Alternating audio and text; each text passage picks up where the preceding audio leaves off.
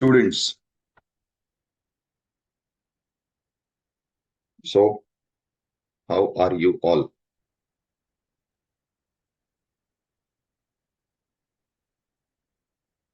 Yes, we had sums to solve. We are in the last leg of our capital gain topic, and I'm sure now you have understood the provisions, and while solving the sums, you are applying them correctly. Also, you are also getting to understand how to write and present the answers. So, let me take up your queries, if any, so that we can start our further last part in this topic so that the topic gets completed.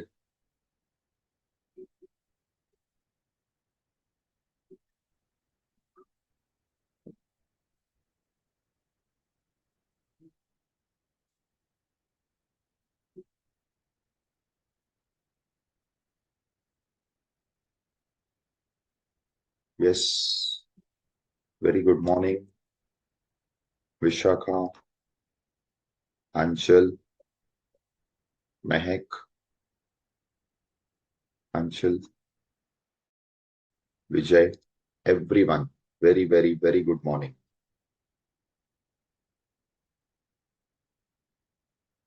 Chalo, should we start?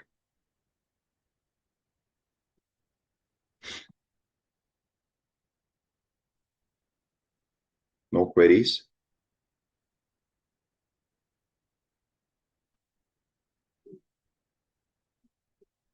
Yes, great.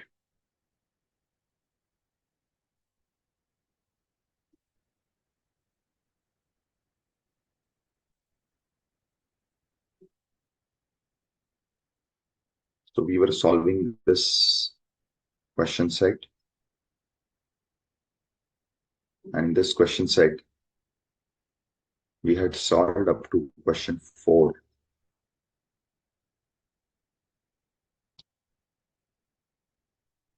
Correct?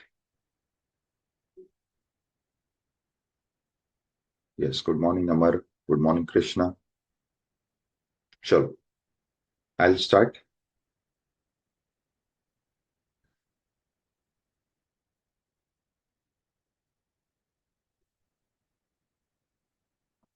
Question number 5. So, what is being sold? Is it a capital asset? Answer is yes. Jewelry is a capital asset. In fact, it is a personal effect, which is an exception to capital asset, but within personal effect, it is excluded. Hence, it becomes a taxable capital asset. You have sold it, so there is transfer. There is no Section 10 exemption applicable. Now,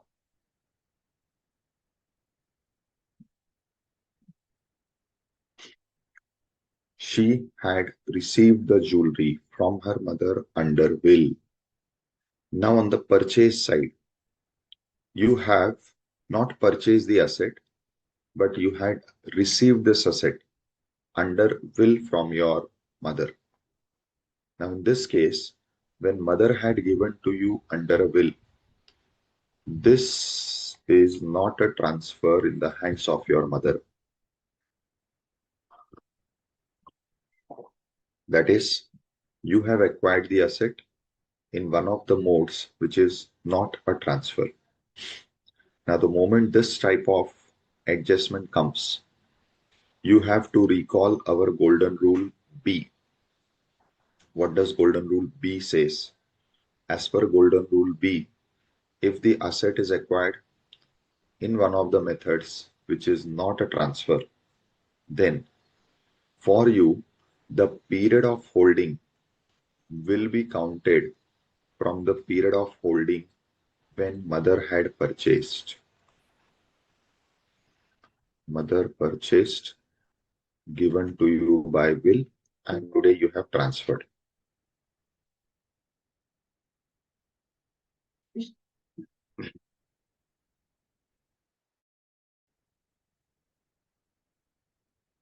Now, technically, you have received the asset here. So your period should start from here onwards. However, as per the explanation given to the definition of period of holding, previous owner's period will be counted. So your period of holding will be counted from here till one day prior to the date of transfer. So first point, your period includes the period of previous owner. Second point is about the cost of acquisition, which is our exception to the general rule. General rule is under 55, which says cost means the price which you have paid, the total cost incurred while acquiring the asset. Whereas the first exception, most important exception, is under 49.1. Yes, correctly pointed out, Mehak. So as per 49.1, wherever you have acquired the asset in one of the mediums, which is not a transfer, your cost is cost of previous owner. Yes, correct, Kampira. Arun. Yes, right, Krishna. So now the special point will trigger. Your cost will be the price at which previous owner had purchased it. So mother is your previous owner who has purchased it for rupees 25 lakhs. So your cost becomes 25 lakhs. Correct. So fifth scenario we are discussing. In fifth scenario, year of chargeability is regular. There is nothing special in year of chargeability. So it is 25, 26. In FVC, there is nothing special because your sale price is what is your full value of consideration, which is 72 lakhs. There is no expenses on transfer. So this is also your net consideration, and previous owner's purchase price, in this case 25 lakhs, becomes your cost of acquisition. Correct? And this will be a long-term capital asset.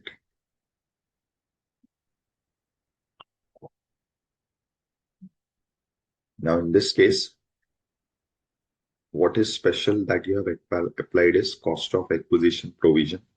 So you will write a note. Since asset is acquired under will, cost of acquisition is equal to cost of previous owner, section 49(1). Correct, students? Perfect. Good. Clear to all? Understood by all? Right? So we continue. Particulars. Then case 6 onwards. Year of chargeability, FVC, expenses on transfer, net consideration, cost of acquisition, cost of improvement.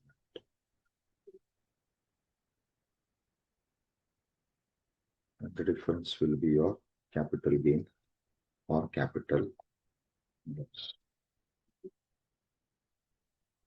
Sure. Let us proceed. Case number 6.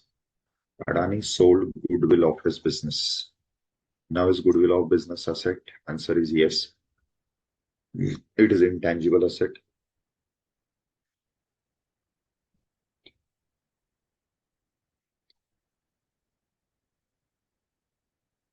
It is sold in the financial year 25-26, which is the year of transfer, and hence the year of chargeability. Sold for 5 crores. He had purchased it from someone and the price is 50 lakhs.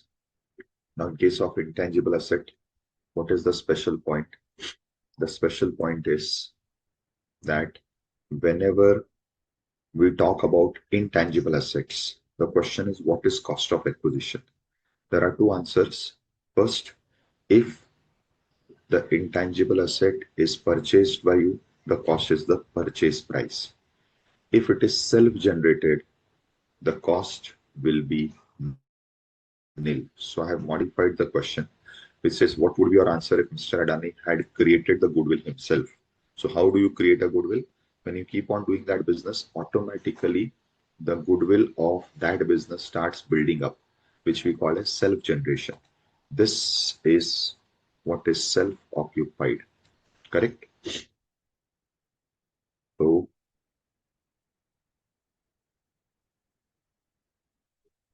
year of chargeability is year of transfer. We have sold for 5 crores, no expenses, and it is purchased for 50 lakhs.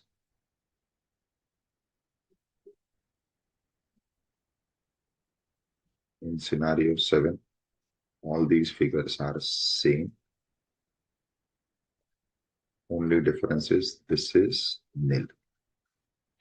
So we get our capital gain or capital loss. Here it is 4.5 crore.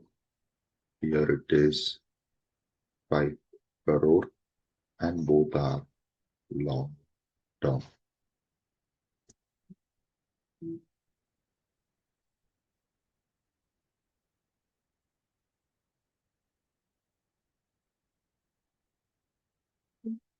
Fine, students. Is this clear to all? No doubts. We proceed, right? So we'll have to write a note. So here the note number was 3. So now I can write the note number as 4.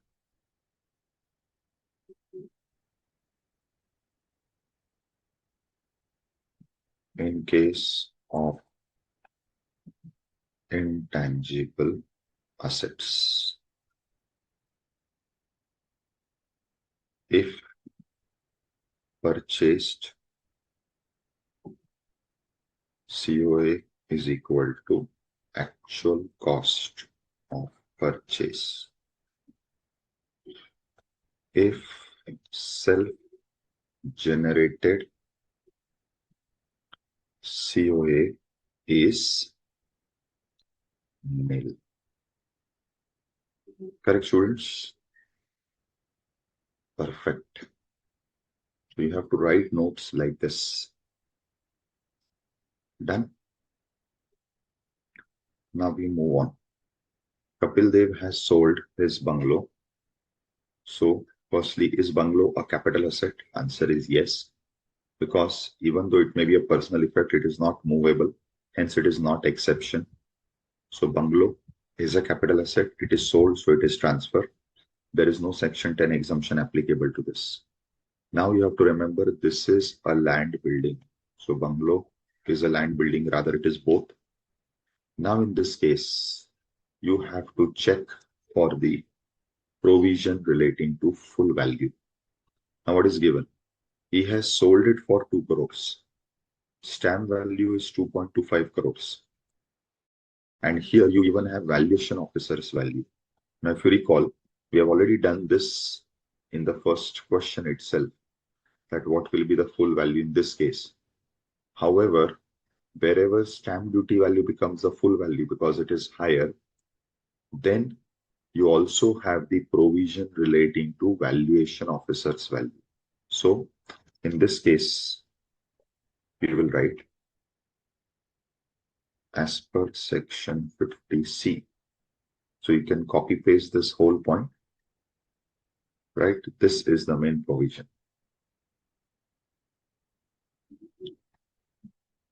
If stamp duty value is higher than 110% of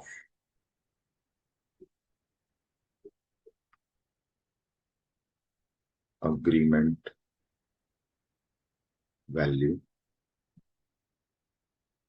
Now we have to find out. Stamp duty is 2.25 and you have agreed to sell it for 2 crores. So then stamp duty value becomes FVC. However, in such cases, if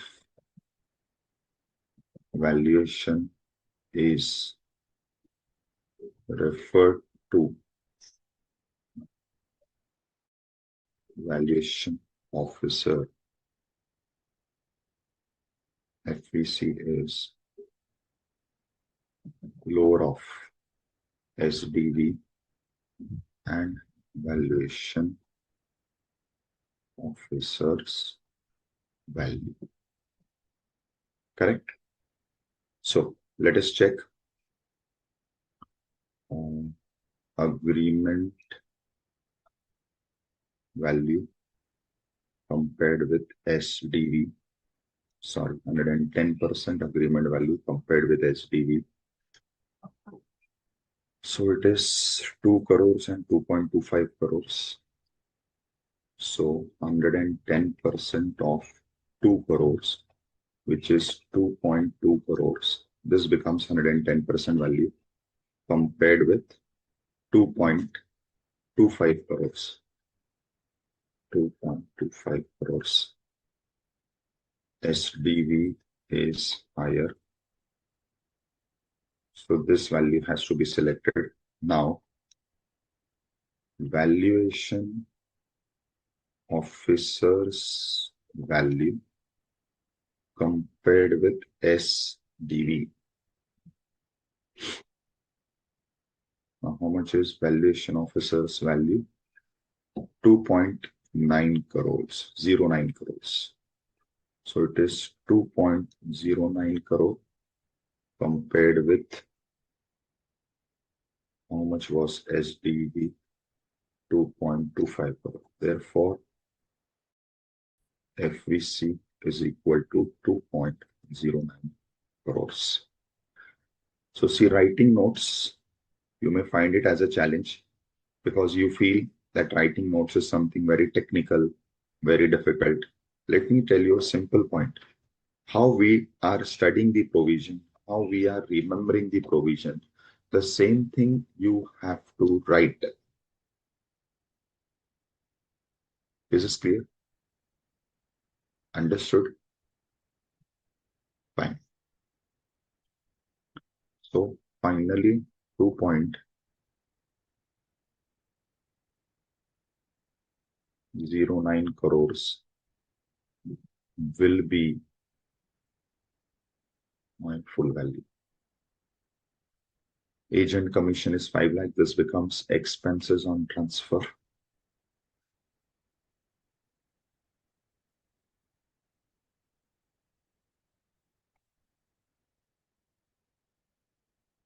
Now, what else? He had purchased the bungalow in 1983. Now in this question, I have triggered one more issue. Now, as per cost of acquisition, cost is your actual cost. However, if the asset is acquired before 2001, then the law says you will compare your actual cost with FMV on 1st April 2001 and you should take whichever is higher.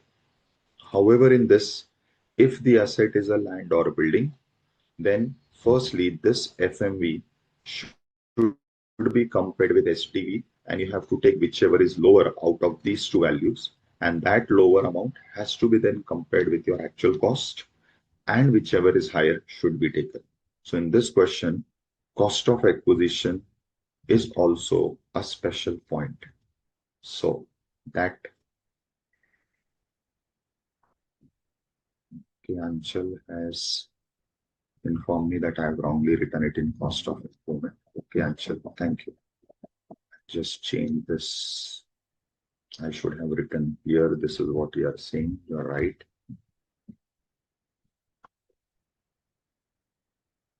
So I should have written the 50 lakhs here and also the nil here. Fine. Now note 6, where capital asset is acquired before 1st April 2001. Then COA is equal to one more point I will add, and the capital asset is land or building. COA is higher of actual COA compared with lower of SDV and FMV as on 1st April 2001. Correct? So what is your COA? Your COA is 36 lakhs, FMV is 56, SDV is 55. So 36 compared with SDV is 55, FMV is 56. So you have to take out of both these whichever is lower. Correct? So you select this, comparing it with this. Out of both, you have to take whichever is higher. So finally, your cost of acquisition is this or this, whichever is higher. So it becomes 55 lakhs. Correct? I hope this provision is understood by all. 55 lakhs. This was note number 4. This is note number 5. This is note number 6. Correct, students?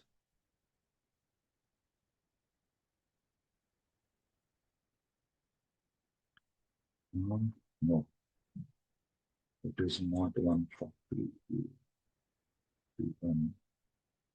It has to be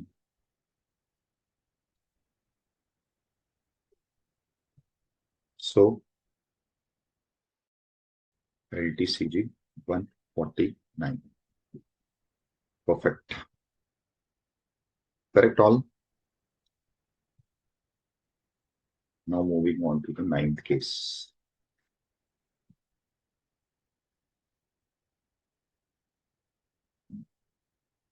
What is the 9th case? Amir Khan sold his commercial property. Is commercial property a capital asset? Yes, very much. He has sold it, so it is transfer also. There is no exemption under section 10. Now he has sold it for 5 crores. He had purchased it on this date for 1 crore. Now again, his purchase date is before 1991. So same point which we just discussed and checked. You have to now compare the actual cost with FMV. Now you should have also compared with SDV, but SDV is not given. Now wherever SDV is not given, you will ignore it. You don't have a choice. So you keep it aside.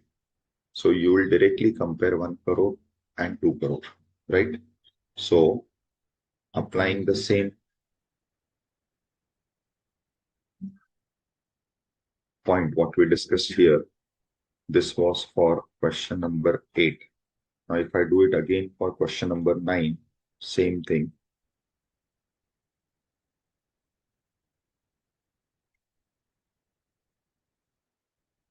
So this answer I got for question 8. Now, same thing I'll repeat for question 9. So I have to take my actual cost What is my actual cost? 1 crore. Then I'm given FMV, which is 2 crores. SDV is not given.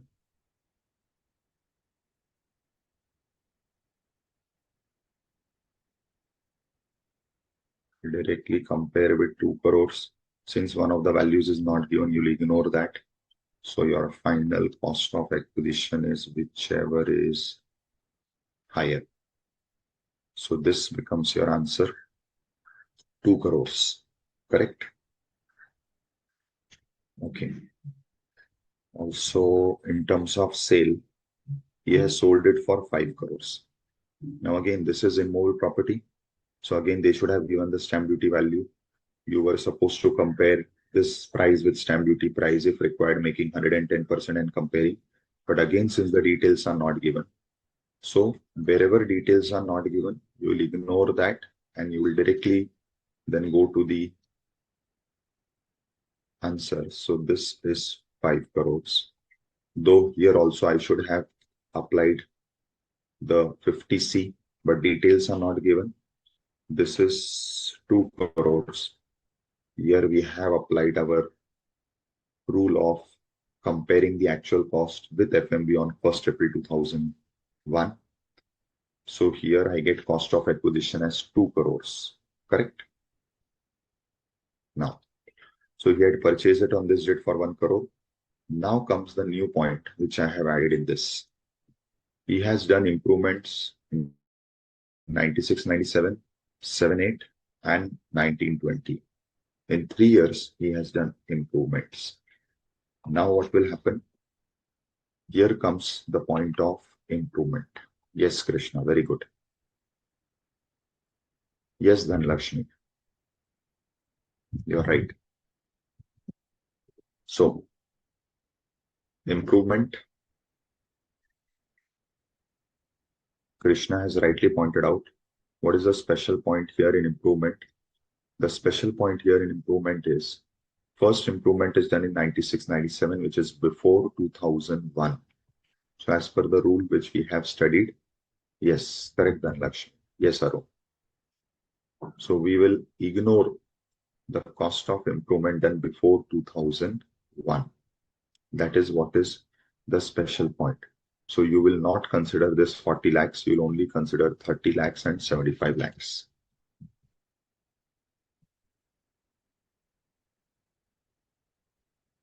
Note 7. While computing cost of improvement, any improvement done before 1st April 2001 shall be ignored. Hence, cost of improvement is, now I'm writing nil because I'm writing the year below, 96, 97. Correct. I've ignored this. The other two improvements are 30 lakhs, 75 lakhs.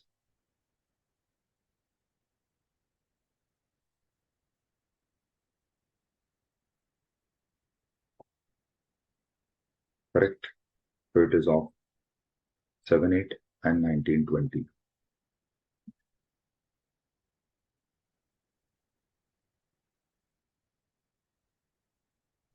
So my total improvement is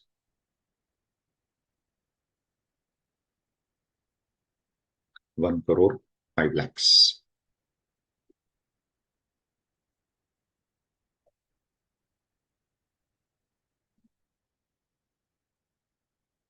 Right.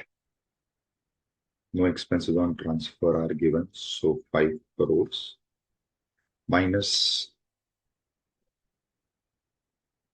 so 1 crore 95 lakhs.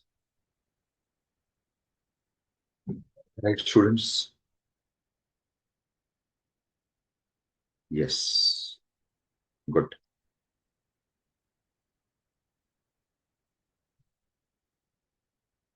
Now, just for your knowledge, In all these examples, in question 1, what was sold was land building by individual. Similarly, in question 8, question 9, in all these questions, if you see, in 9, Amir Khan sold commercial property. In 8, Kapil Dev sold bungalow. In 1, Namo sold his land. In all these cases, what is being sold is land or building. By whom? By an individual HF. So, at the time of computing tax, you will have the provision to take the option of indexing. But here, while computing capital gain, you will never index. So now, no indexation to be done in computation. Now, when you go to the computation of tax, you will compute tax in the working mode by both the options. Same amount which we computed now, which is called as without indexation amount, multiplied by lower rate of 12.5%. And you'll calculate one more amount where you'll index the cost subtracted. Over that amount, you'll apply 20%. Then whichever tax is lower, you will finally consider that tax as your answer. Correct? Now you can take a screenshot of these further questions from 10 to 14 in case you are not finding the question bank posted on the portal. You can just take a screenshot from here. But before I go to this 10th question, let me take you to one more provision. What is that provision? Now we studied up to this point yesterday, stamp duty value in case of 50C. In case of 50CA for unlisted shares, you can take the fair market value or the sale price, whichever is higher. Now we come to one more special case of cost of acquisition. Now this point is relating to cost of acquisition. What is this point saying? This point says that, let us say, I have purchased my land building. Again, let us say a bungalow. In 2008-9 for rupees 2 crore. Now this bungalow I was trying to sell in 2024-25. So I was trying to sell it and I had got a customer who agreed to buy it for some price. That price may be 4 crores, whatever. Right now, the price is not important. So he had agreed to buy this bungalow for a price. So I said, okay, let us agree. He said, I'll require 3 months to arrange the amount. I said, okay, but give me some advance. So he paid me advance or token rupees 50 lakhs.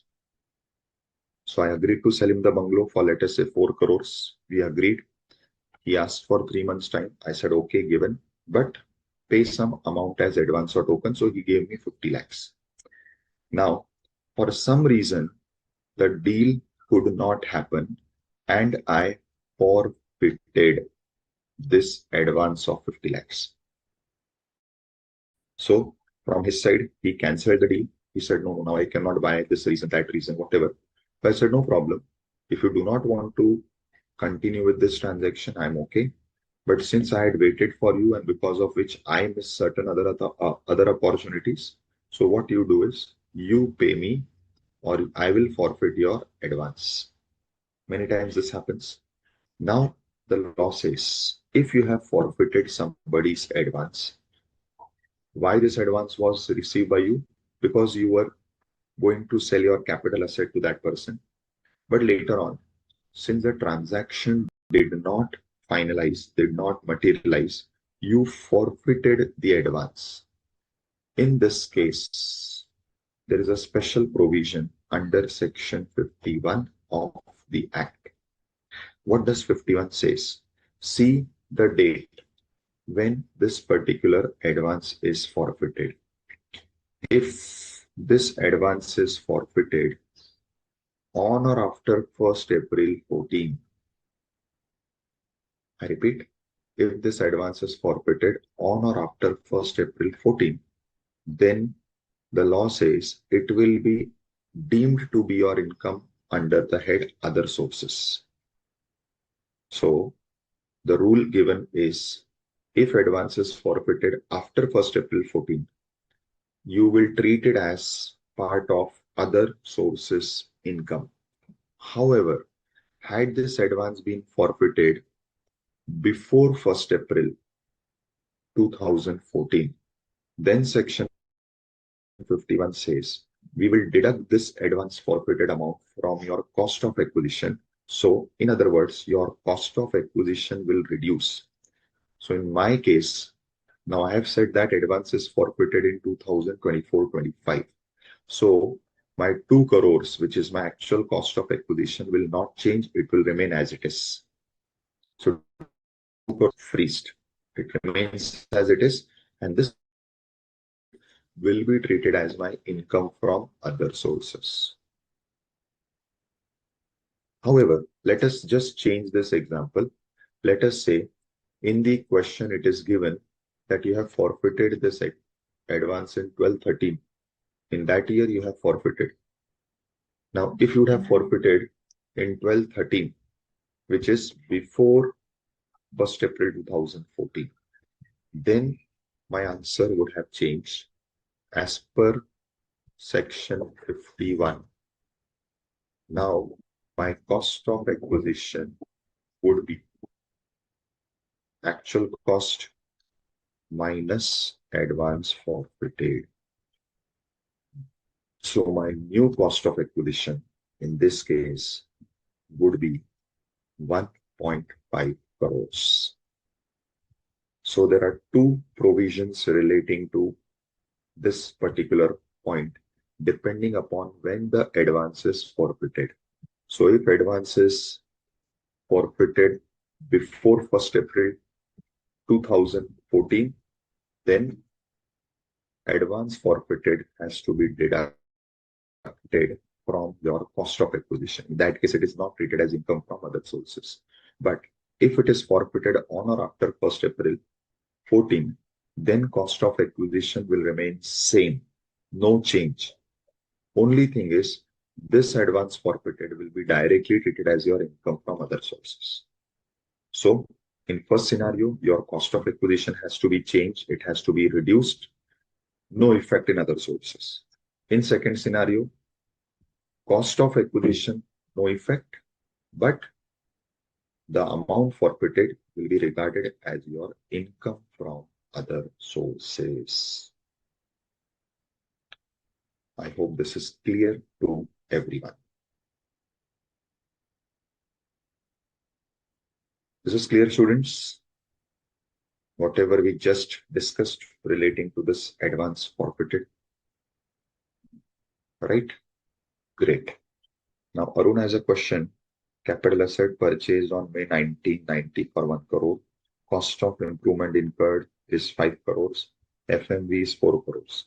Then, beta, you will take your cost of acquisition 1 crore plus 5 crore as cost of acquisition because that is greater than the FMV. Correct, Arun? Okay. So, students, now you solved up to question 9. Now I want you to solve question 10 and even question 11. So solve question 10 and 11.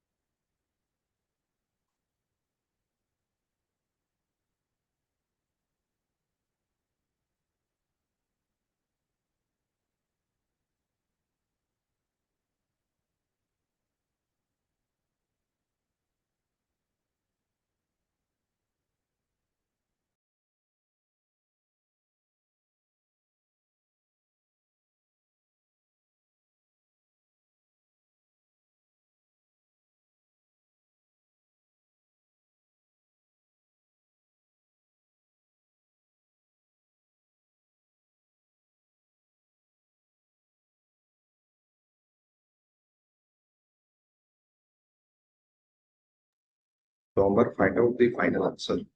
Compute total capital gain.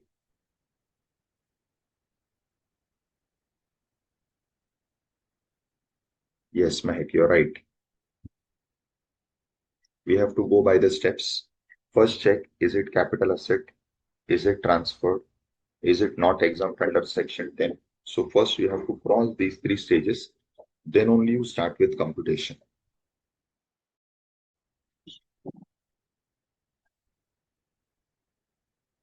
So 10 and then 11.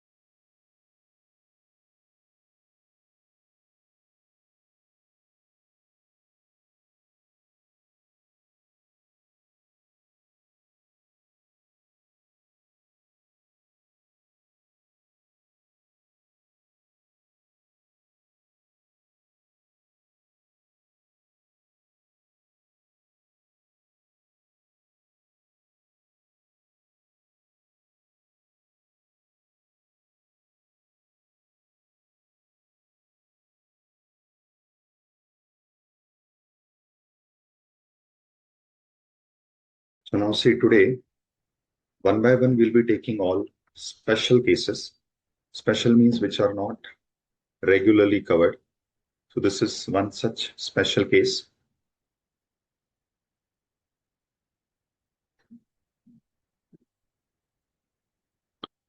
So question 10, Smriti has sold work of art.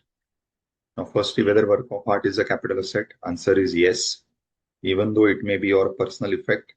but it has been specifically excluded from the benefit of movable personal effects. In other words, it is a taxable capital asset. So if this is sold, is it a transfer? Yes. Now she has sold it for 1 crore. Any special provision for full value? No. Full value is the sale price. Now coming to cost.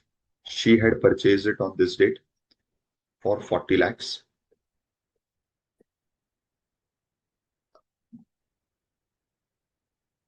Now, before selling it in 2025, she had also attempted to sell it in 10-11.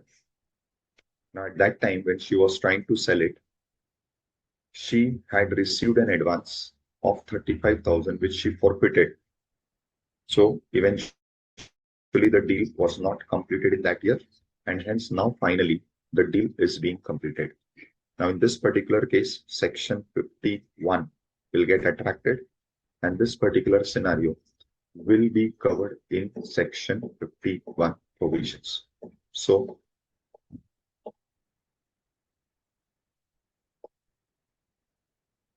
5.6, 1 crore, nothing in expenses, so net consideration 1 crore.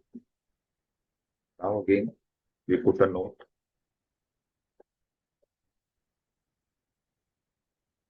Where any advance is received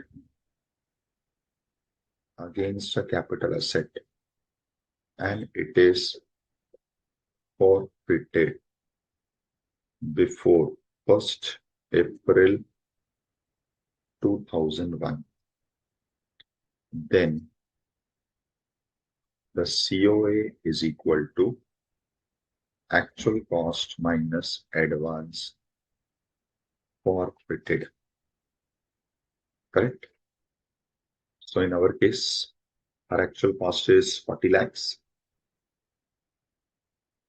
Advance forfeited is 35,000.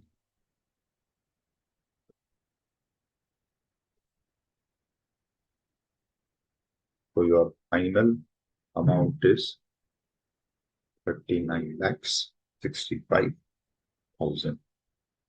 Clear, students? This is as per section 51. Yes, you are right, students. I think I have written 2001. It has to be 14. You are right.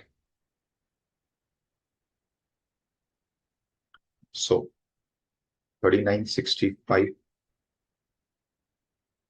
is your cost of acquisition, note number 7. So finally, the amount that will become taxable is 6035 long term.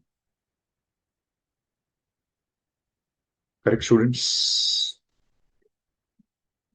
Somebody saying it is 5965. 5965.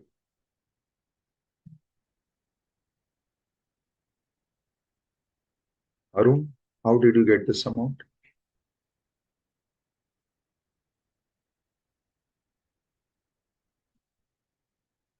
Arun, how did you get the amount? I'm not getting the amount which you are saying.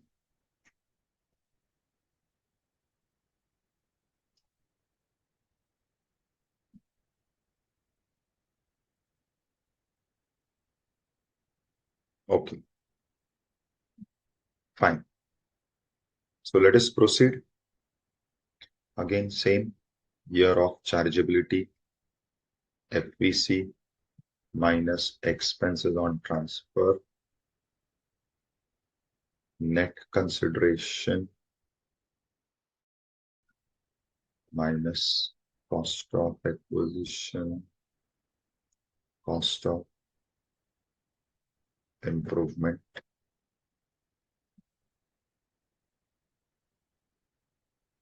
and then capital gain or loss, right? Correct answer. Now, question 11. So Alia Bhatt Kapoor has sold unlisted shares. Now, the moment unlisted share comes, you should recall the provision that for unlisted shares, there is a special provision for FVC, right? What is that FVC provision saying? Yes, correct, Arun. As per section 50 capital CA, the full value of consideration in case of sale of unlisted shares will be what? Higher of actual sale price or the FMV on the date of sale. Now see, she has sold for 75 lakhs and the FMV on the date was 81. As per 50 CA, our full value will be 81 lakhs, correct? Brokerage paid is 3 lakhs. Now she had received the share under father's will on this date. Father had acquired it. The FMV of the shares is this. Now I'll add one more point. Father had received an forfeited advance of rupees 2 lakhs in 2010-11. So I have added one adjustment. So in this case, your case is you have to take cost of previous owner, and here your previous owner before giving it to you had tried to sell the asset, taken some advance or token, forfeited that advance or token. Now your advance is forfeited not by you but by your previous owner. You are taking the cost of acquisition of previous owner as per 49(1). Now let us see what happens. So in this particular case, we have to first give our full value of consideration. So we are in case number 11. Here of chargeability is same. Full value is 81 lakhs. Just repeating the note number. We had written the note number. Yes, so it is note number 2. As per 50C, in case of unlisted shares, FVC is higher of this. So I'm repeating note number 2. Expenses on transfer. We have paid brokerage. How much? 3 lakhs. That is your expenses on transfer. So I subtract 3 lakhs. So net consideration becomes 78 lakhs. Now for cost of acquisition. First point is cost of previous owner because she received the shares under will of her father. So as per 49(1), cost of acquisition is cost of previous owner. Okay? Now, I think we had written this also earlier. Since asset is acquired under will, cost of acquisition is cost of previous owner. Okay. But here I'll write a note again because we have a new point here. So note number 9. Since capital asset is acquired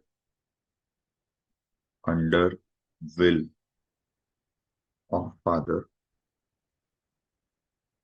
COA is equal to COA of previous owner, section 49(1). Now, the question is about section 51 applicability. Now the question is, we are taking cost of acquisition of previous owner, that is fine. Previous owner, when the previous owner had purchased in 99. Now again, the second rule that becomes applicable is of 1st April 2001. So since previous owner had acquired the capital asset before 1st April 2001, hence COA or FMV on 1st April 2001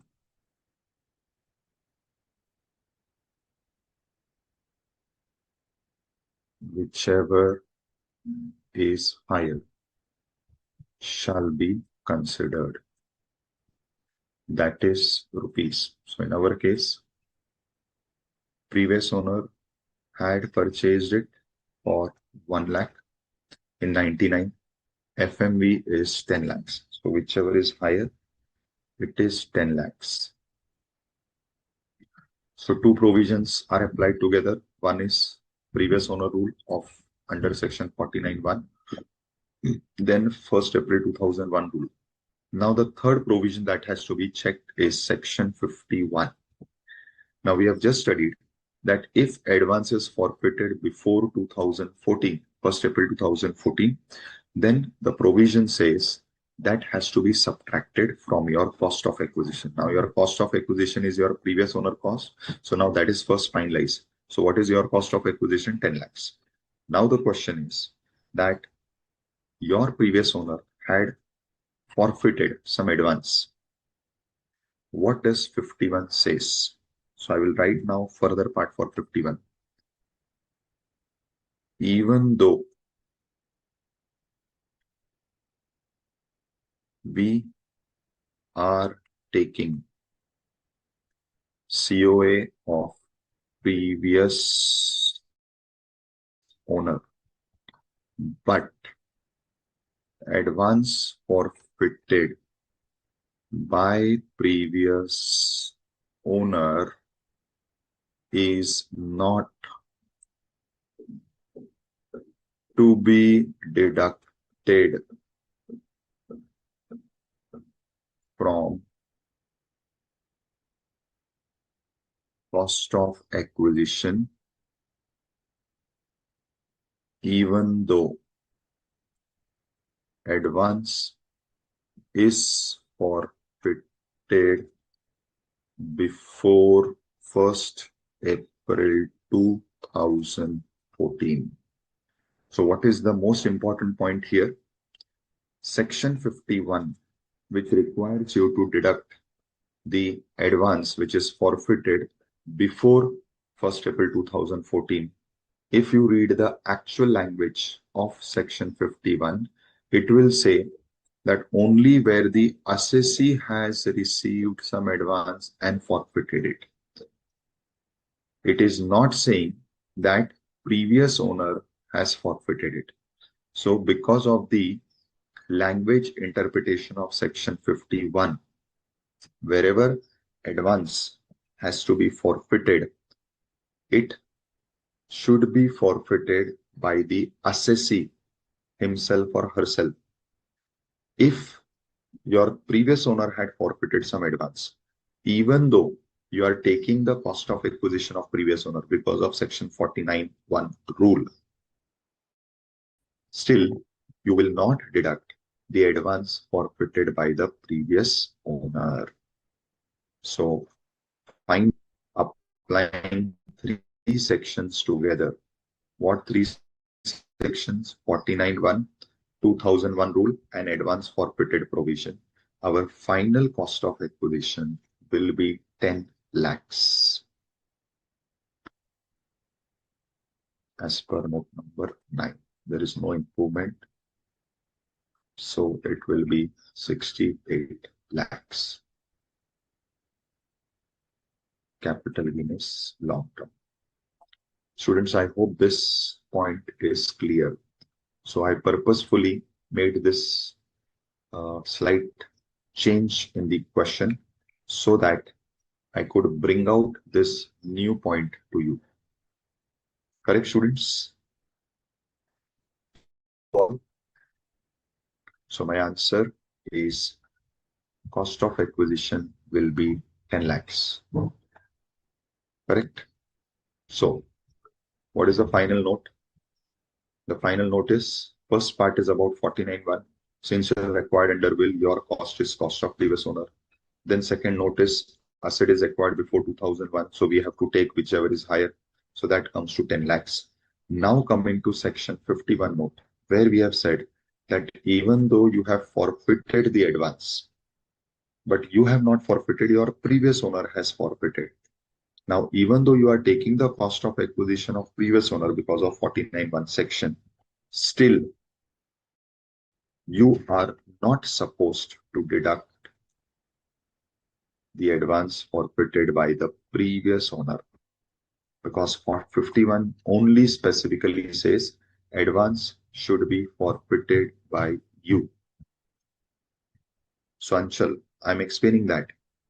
So 51 is wherever you have taken advance and forfeited it before 1st April 2014, that advance forfeited by you, not by the previous owner, can be deducted from cost of acquisition. But wherever the advance is forfeited by someone else, like your previous owner, that will not be deductible. This is what is section 51 complete. Understood? Clear to everyone? Yes, Anshul? Great. Now, our next case is of buyback. Now, for this, we need to first understand some provisions relating to buyback so that you will understand what we are going to study. So let me take you to buyback. So under income tax, there is a special provision whenever the shares or securities are buyback by the company. Now, what is this provision? Now, we are going to study again a special case, which is capital gain on buyback of shares. Now, this does not happen regularly, right? It may happen once in a time. Now, firstly, what do you mean by buyback? So, buyback means that wherever a company which has issued its shares to various shareholders, it decides to purchase back its own shares. Now, the Companies Act 2013 has put some conditions, some restrictions. When these conditions and restrictions are fulfilled and satisfied, the company is allowed to buy back its own shares. So, wherever the company had issued the shares and now wants to purchase back its own shares, that is buyback. Now, in this particular case, the question is, you as a shareholder had purchased the shares, which is your investment. Now these shares are purchased back by your own company. Obviously, they are purchasing it back at a price. So they are going to pay you a price. Now, when they are going to pay you a price, then what is the treatment of this buyback? That is the question. Now, we are talking about buyback of shares. So first part is where what is buyback is shares, but not of domestic company. So the shares are not of a domestic company. So you understand it is of a foreign company. So what is said? Any consideration received by a holder of specified securities, which is not a share of domestic company, and it is received from a company on purchase of its specified securities, is chargeable to tax in the hands of the holder. Obviously, the difference between the cost of acquisition and the consideration which the company is now going to pay to you will be chargeable to you as your capital gains, and the computation will be made under section 48. So you will say, sir, what is special? You said there is something special, but it is saying the normal thing. What normal thing? That if company is buying back its own shares from you, you are the shareholder, for you the shares are a capital asset, and it is a buyback, which is a transfer. So it should be taxable. So it is taxable. What is so special? The special is this point. Now, what is buyback is not shares of foreign company, but shares of domestic company, may be listed or unlisted. Now comes the special point. Now, let me inform you, this section has recently undergone amendment. If the date is written over here, no, okay, no problem. It has recently undergone amendment. Prior to the amendment, the calculation was same like what we studied above. You had purchased some shares earlier. Today, the company wants to purchase back its own shares. So it is floating the buyback scheme. And under this scheme, the company has purchased back the shares given to you. Company has paid you price. For you, it is a capital gain. Full value is the price which the company has paid to you minus whatever price you had paid at the time of purchase, that is cost of acquisition. But this provision is now old provision. This provision has undergone change recently in 2024. Now, after this change, what is the position today? The position is now today, if the company buybacks your shares, that is its own shares from you, then whatever amount this domestic company has paid for purchasing its own shares, the entire amount will be treated as income from other sources because it will be deemed to be a dividend. This is what is special. So the special point is that whenever a domestic company is purchasing back its own shares, let us say you had purchased some shares for 50,000. Those shares are taken back by the company today and the company is paying you 5 lakhs. So the price paid by the company for buyback is 5 lakhs. This entire 5 lakhs is your income from other sources.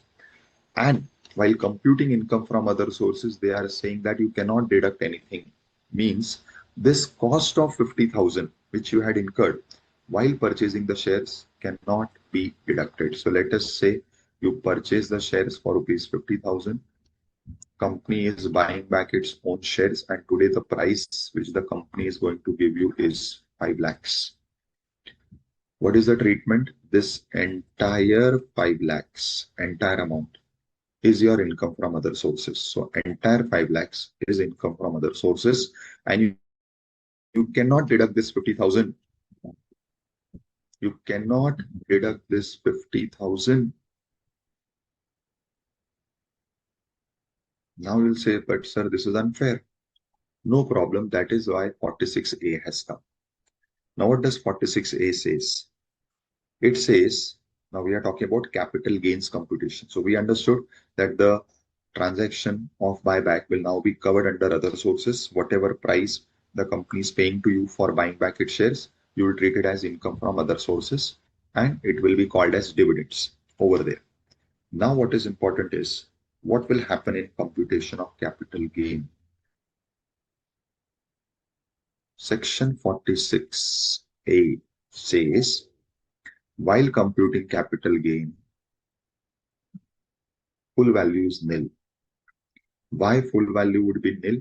Because you have already considered this entire 5 lakh amount, which actually is the full value, but it has been considered in other sources.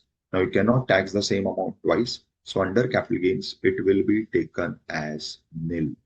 So the full value of consideration for the purpose of capital gain will be nil. Now you proceed. Now comes your cost of acquisition. You will subtract the cost of acquisition, and now this 50,000 which was your cost of acquisition will become your capital loss, maybe short term, long term, depending upon the period of holding.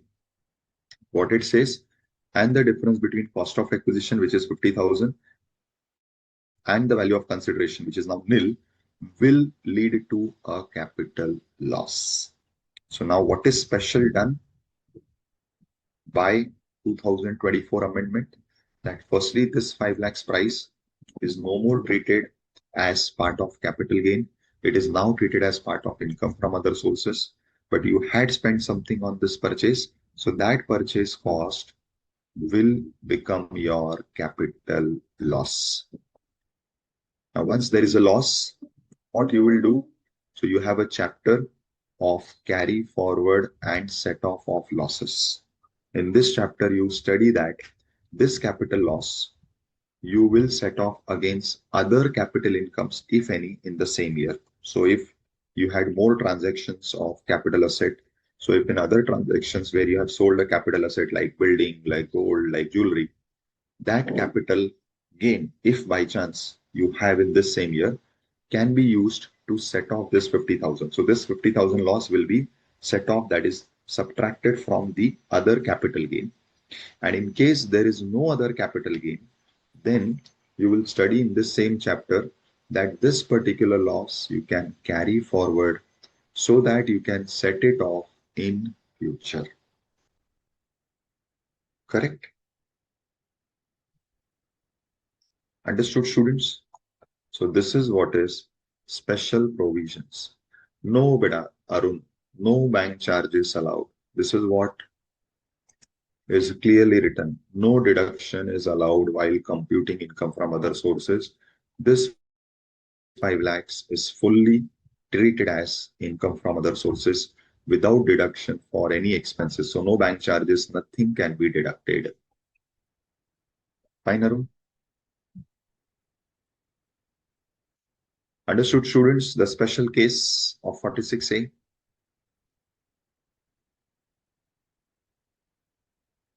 Excellent. See, these are all those exceptional cases which bring some new concept of calculation. So now we go to question number 12. Mike, why are you again calling it as exception? See, this is section 46A. This is not exception of 46A. This is 46A.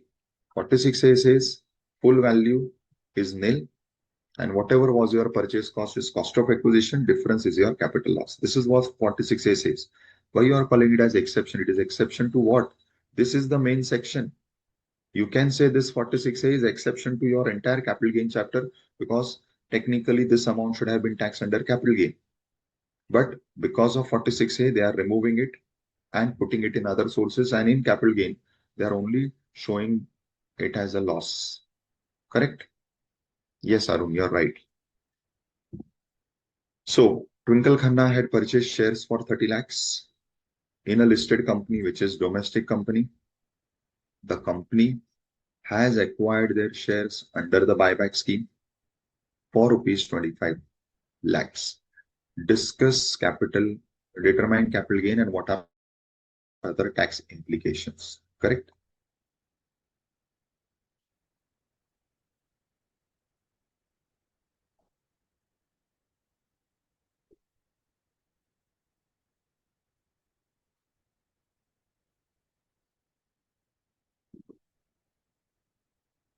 Nil. Nil. What was her purchase cost? Purchase shares for 30 lakhs. 30 lakhs. Okay.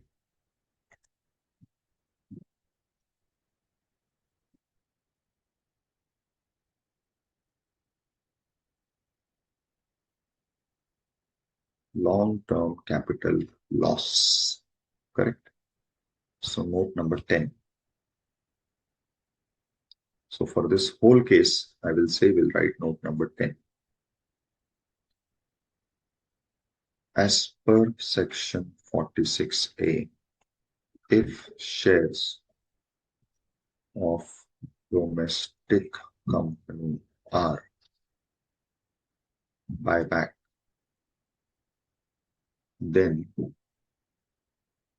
the entire amount received, that is, now in this case, how much it is, rupees 25 lakhs, will be treated as income from other sources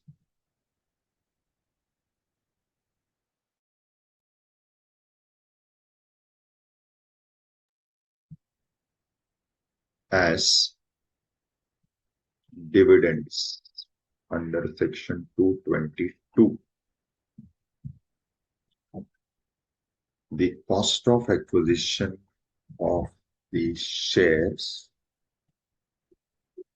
would be treated as capital loss. Correct? So this is now the impact of this new section. New means the amended section. So amendments are made in two places. First is the definition of dividends under 222 is revised to cover this amount as dividend which is received on buyback. Plus 46A is revised to say that in such cases you will have always a capital loss because the full value of consideration will be nil. Anchal beta, so what have you understood till now? What are we discussing? These both amounts, Anchal, are treated under two different heads. The amount of 25 lakhs which you have received has gone to other sources. So under capital gain chapter, what is the amount of full value? It is nil. Anchal, what have you understood? We are discussing this point only. That what is the special case in case of buyback? The special case is the amount received on buyback will not be considered under capital gain head. So capital gain head, the full value will be taken as nil. And that amount, entire amount of 25 lakhs in this question, which is received on buyback, will become your income from other sources as dividends. Now, in capital gain, what will happen? This is nil. So whatever is your cost will entirely become a loss. So Anchal, this is what is the treatment. Both are treated in two different heads. For Dhanlakshmi, this capital loss can be set off. If you want to set off it off in the same year, you should have any other capital gain. Now, since this is a capital loss long term, you should have only a long term capital gain to set it off. This all you will study in the set off chapter. And in case in the current year, if you do not have any long term capital gain, you can carry forward this loss for next 8 years. This is what section 74 says for capital loss, that you can carry forward it for 8 years and you can set it off against long-term capital gain in future in the next 8 years. This is what you will study in the set off chapter. Is this fine? Clear to everyone? No doubt? Perfect. So now students, you will solve both these sums. They are repetition of what we have done earlier. They are again forming part of your regular 80% provisions. You'll solve this sum and we'll take our break. So after the break, I'll discuss these sums and we'll go to some more special cases of this topic, right? So next 13, 14 you have to solve in this break. So let us have a break. Thank you.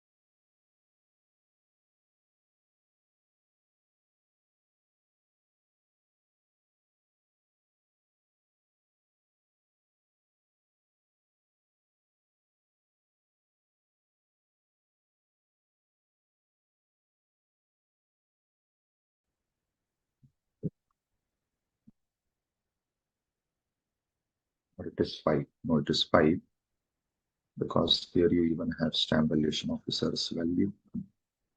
So we will take the note as 5. No expenses are given. Cost of acquisition, we have concluded as, how much is cost of acquisition? 75 lakhs, correct? Again, for this,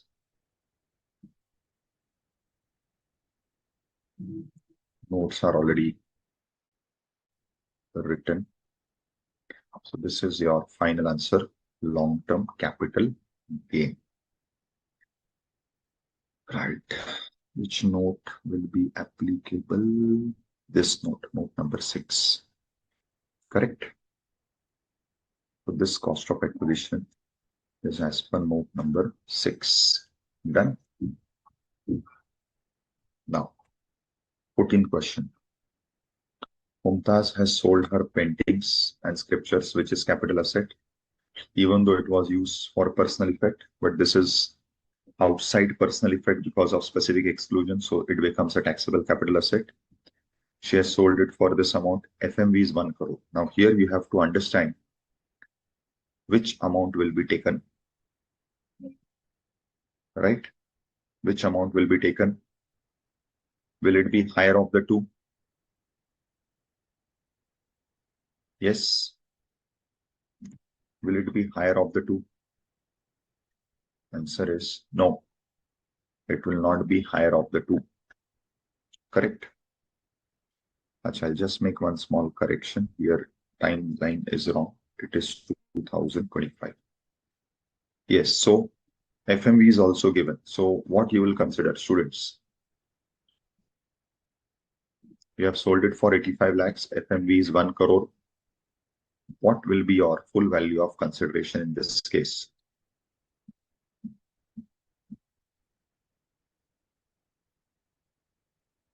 Okay, I have received an answer of Mehak. What about others? What will be my full value of consideration? Okay, I have received another answer from Dhanlakshmi. Yes, others.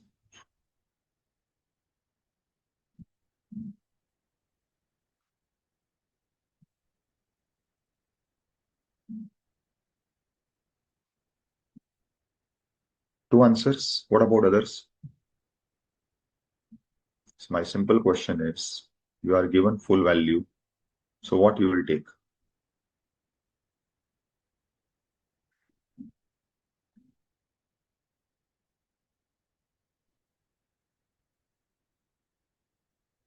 Yes. Students, I'm asking everyone. So you know the actual sale price. You know your fair market value, which is given. What you will consider?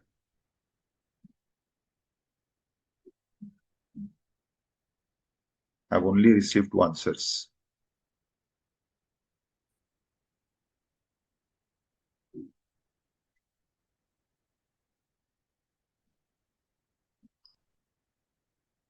Students, what is troubling you all? Where, Anshul? You're talking about what? Anshul, you're talking about what? I'm on question number 14. I'm asking you to give me answer of question number 14.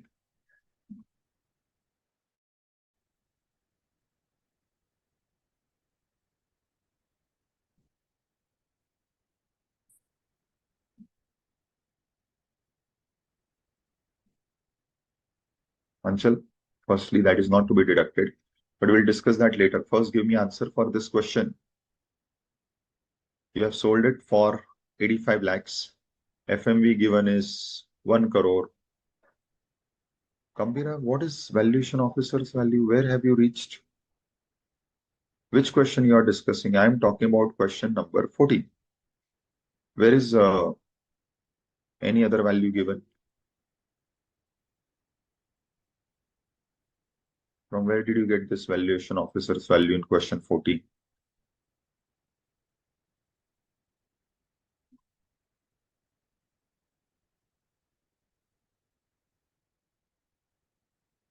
But better now I'm discussing 14. Now 13 is done.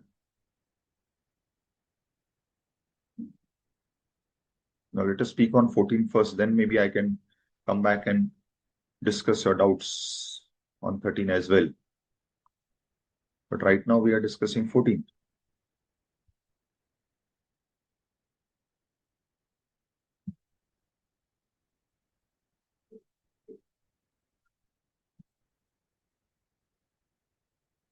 Students, I did not get why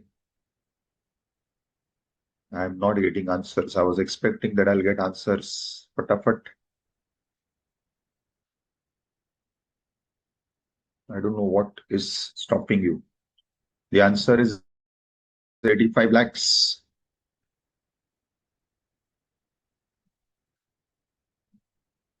So in question 14, we are trying to understand what will be your full value of consideration.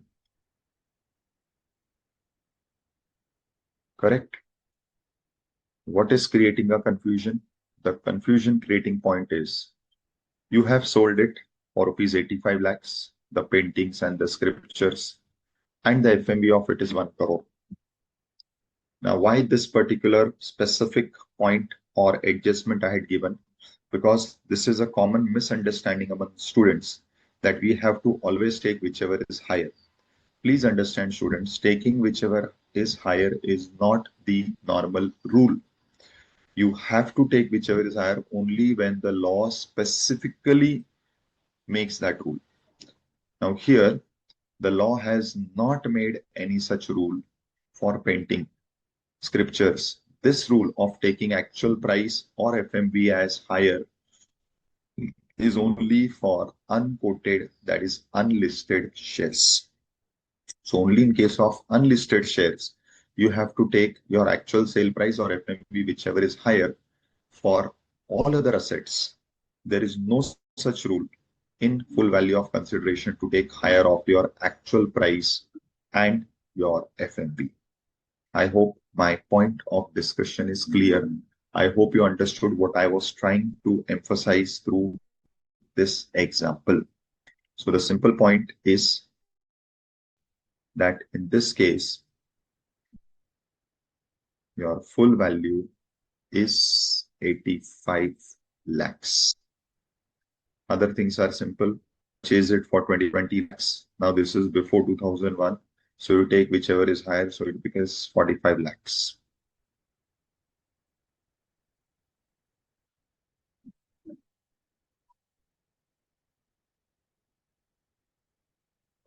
So my final answer is 40 lakhs long-term capital gain. Correct, students? Any doubt?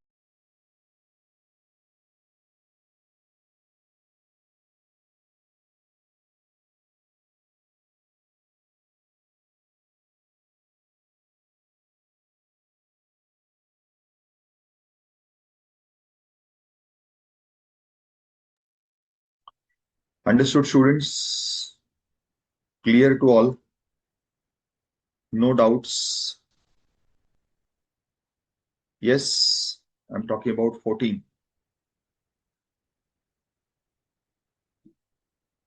Now let me come back to 13 because two of you have raised questions in 13. Now in 13, Mehak, now again what you want to say? You are saying only this type of asset we consider lower off. But where is the provision of lower off? What you are mixing, Mehak? What is our asset? Our asset is painting, scriptures. There is no rule of higher off or lower off. I repeat, only in case of sale of unlisted shares, the law says that you will take higher of FMV or your actual sale price. That's it. For all other assets, there is no such rule of taking higher or lower compared with FMV. No such rule. I hope this is clear to everyone. I hope this is understood by everyone.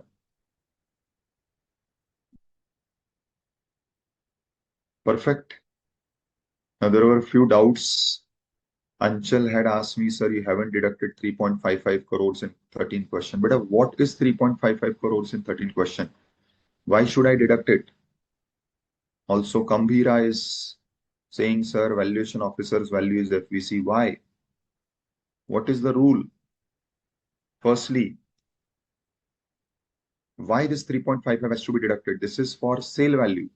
You have sold the asset in 2026 for 3 crores. You have to compare it with stamp value, which is 3.5 crores. You take 110%, compare it with stamp value, whichever is higher, stamp value is higher. Now, stamp value compared with valuation officer's value, what is the rule? We have to take whichever is lower of these two. So the final answer is stamp value 3.5 crore because it is lower than valuation officer's value. So while deciding full value of consideration, in this particular case, Kambhira, why will I take valuation officer's value? Because it is higher. I have to take lower of valuation officer and stamp value. Stamp value is lower, so I'll take that. And until why I have to deduct 3.55 crores? It's not my cost of acquisition, it is my sale value. So why it has to be deducted? Students, I hope things are clear.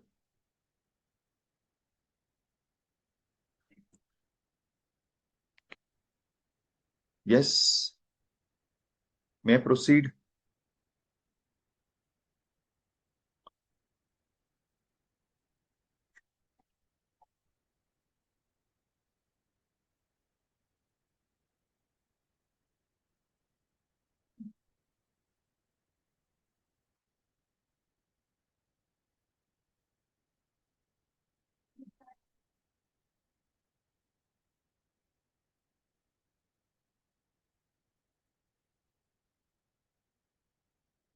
Fine, students. Understood. So 13, 14 done. Now again, next questions 15, 16, 17, 18. All questions up to this point are what we have discussed. Just I'll talk about 17. In 17, what is given? Mohan has sold his personal motor car for rupees 6 lakhs and the price was 8 lakhs. What is the tax treatment, students?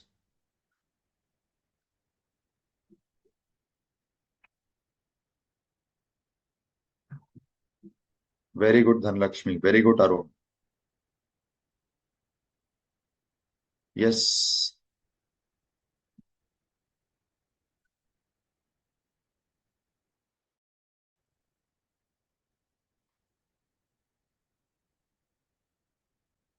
very good, Mehak.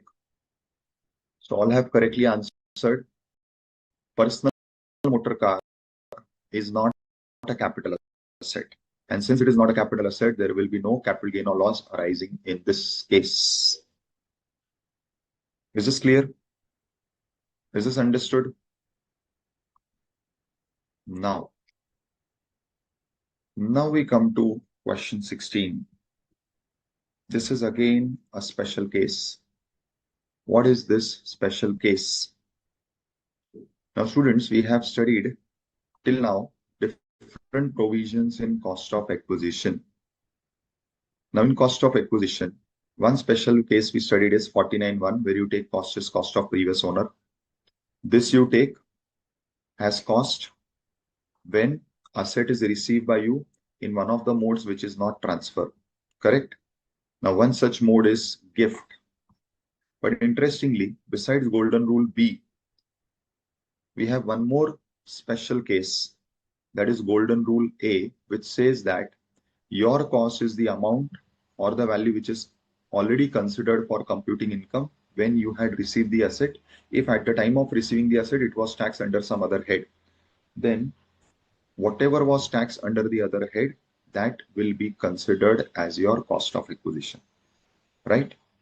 Now, the special situation created here is, so we are discussing special cases. In this, asset received by way of gift. Now, if asset is received by way of gift, students, both our golden rules are applicable at the same time. Golden rule A and B both. Now, this is where you have to be cautious. Now, what is one golden rule? Golden rule B is cost of previous owner. Golden rule A is if while receiving the asset, if it was not, if while receiving the asset, if it was taxed to you under some other head, your cost of acquisition is the value taken as income in that other head. Now here, where asset is received by way of gift, there are two possibilities. It is taxed as other sources income. Why? We'll study in other sources that as per section 56 bracket 2 Roman 10, wherever you are receiving gift from unrelated persons. Remember this point, from unrelated persons, that gift is taxed. So what is covered here is gift received from unrelated persons. So when you receive gift from unrelated person, it is taxed as your income from other sources under 56 to 10. Second possibility, you have received gift, it is not taxed as other sources. Now, when will this happen? Where gift is received from relatives. So, in case of gift received, there are two possibilities. One, the gift would have been taxed as other sources income. Two, the gift would not have been taxed. Why? Because it is received from your close relatives. Now, for gift, there are two possibilities and there are two cost of acquisition. Here, golden rule A is applicable. Here, golden rule B is applicable. What is golden rule A? If at the time of receiving the asset, here you are receiving the asset as gift, if it is already taxed in some other head, where it is getting taxed, here it is getting taxed in the head other sources, then for you, the cost of acquisition will be the value which is taken in that other head while determining that income. Second possibility, when you are receiving gift, it was not taxed. If at the time of receipt, the gift was not taxed, why? Because it is received from related person or relatives, then golden rule B applies. Your cost is cost of previous owner. So students, this is very important point. That is why I've put it special case, though it is covered about in two different points, but I'm putting it at one place so that at the time of study revision, it will be clear. And I have crafted a special example for this.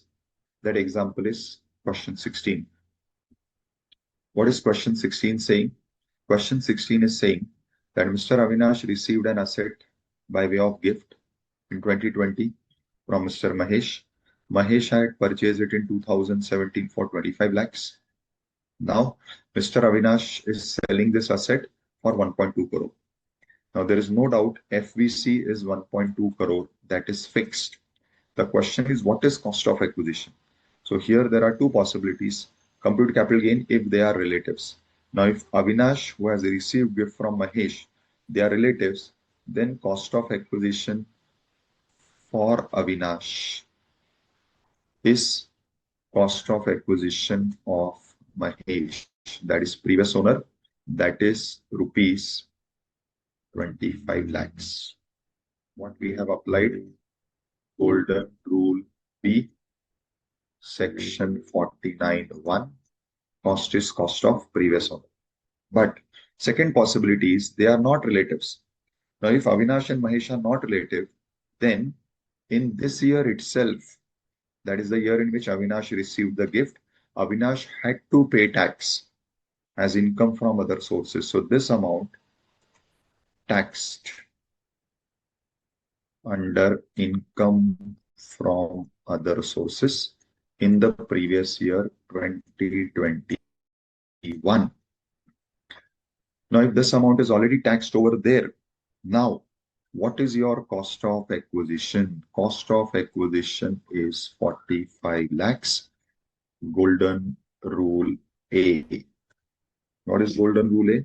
If at the time of receiving asset it gets taxed, the amount which is considered over there in the other head will be treated as your cost of acquisition.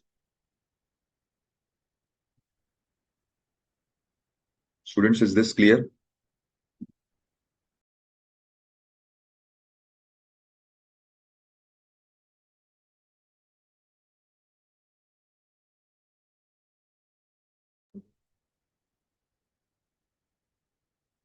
Is this clear, students? So this is how we'll find out the answer. Full value of consideration is 1.2 crores, no doubt, but there will be two answers in cost of acquisition depending upon whether at the time of getting the gift, whether it was taxed under other sources or it was not taxed. So I hope, students, this you will remember. This is an important question, right? Important situation.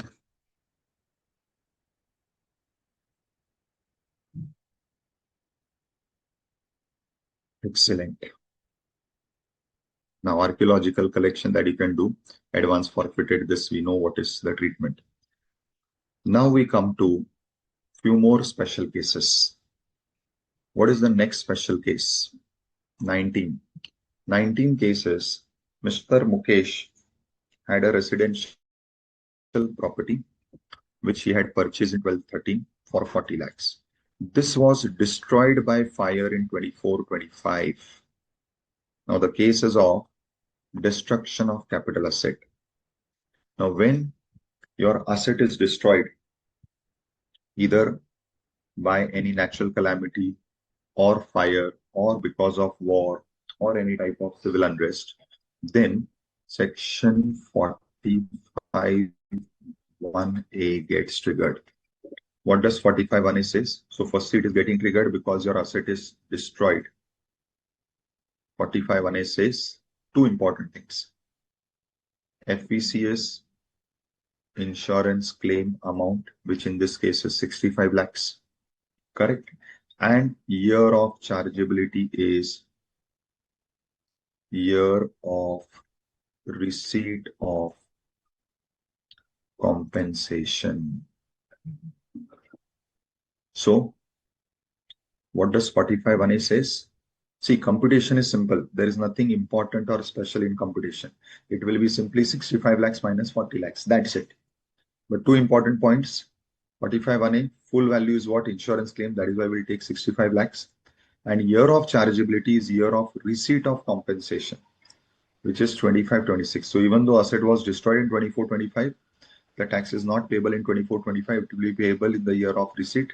When you are receiving in 25-26. So that will be the year of chargeability. Students, is this clear to all?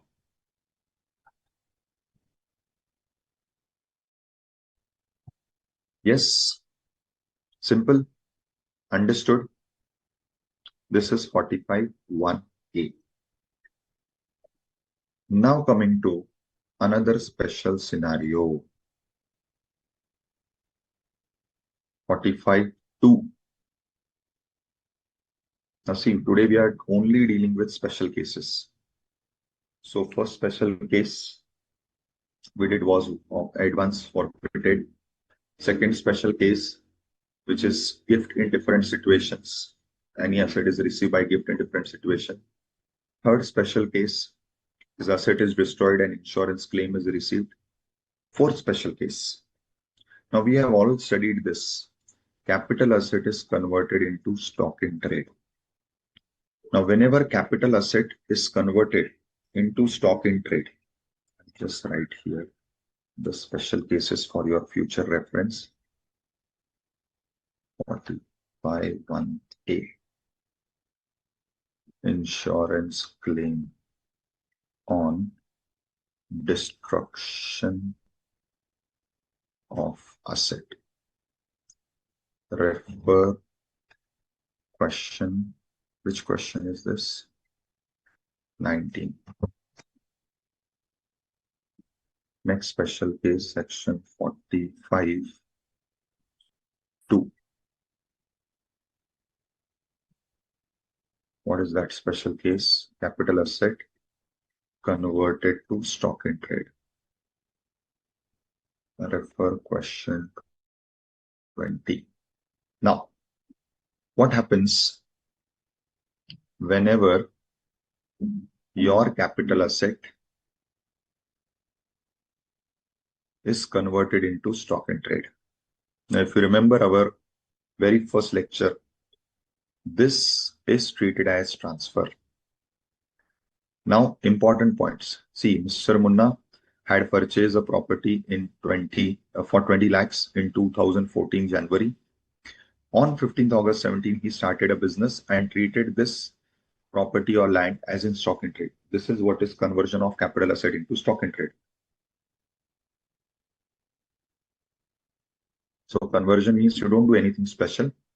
You simply start showing it under the name of stock in trade. So what was appearing in your balance sheet as fixed asset now is appearing in your balance sheet as stock in trade, right? Now the main point. This stock in trade, now the land which has become stock in trade, is sold on 9th of May. So after conversion, it is sold on 9th of May. Now, what is the tax treatment? Now, what is important to understand is, what does this provision says? 45(2) says, year of chargeability is year of sale of SIT. The interesting point is, year of chargeability is not the year of transfer, it is the year of sale.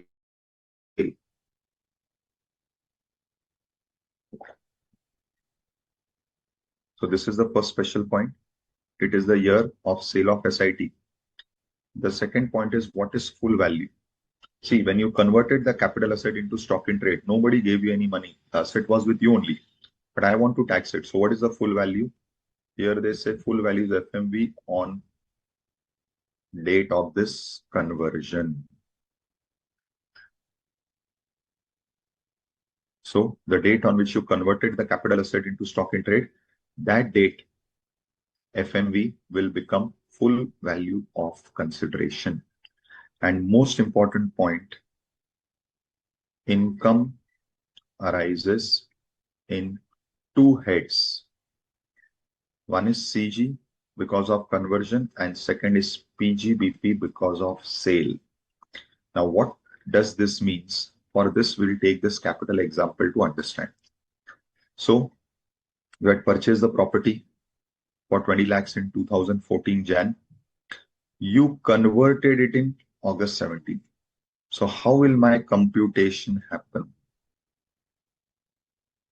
Computation of income. We are in which financial year? We are in the year of sale of SIT. Now you converted it in 2017 August. So your year of transfer is August 2017-18.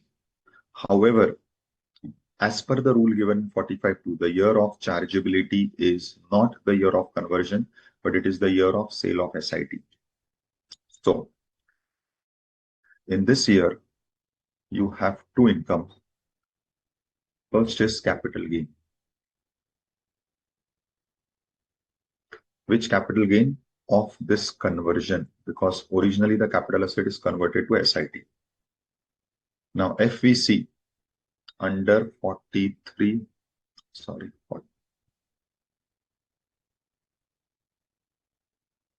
what is FVC? It is the FMV on the date of conversion. So it is 59 lakhs minus cost of acquisition. For whatever price you had purchased it for 20 lakhs. So your LTCG is 39 lakhs. So the computation of capital gain, two important things. First important thing is year of chargeability of this conversion is not the year of conversion, but the year of sale of SIT. Second important point, what is full value? It is the FMV on the date of this conversion. Now we come to PGBP. Now in PGBP, how will you find out this? Now this PGBP is on the SIT sold, that is the land sold. It is simply sale price of the land minus cost. Now at what price have you sold the land? In this example, the land was sold for 72 lakhs. So sale price is 72 lakhs. And interestingly, what is cost? Recall our golden rule number A, that if some amount is taxed under other head, that will be treated as your cost. So since this 59 lakhs, which is the FMV, is taxed under the head capital gain, that same FMV will be treated as your cost here. So your PGBP income is 13 lakhs.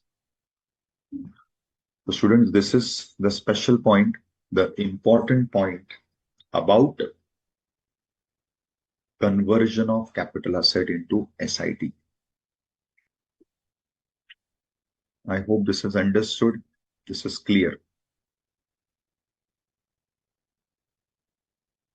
Yes, students, please try to understand. In case there is still a confusion, doubt, please ask.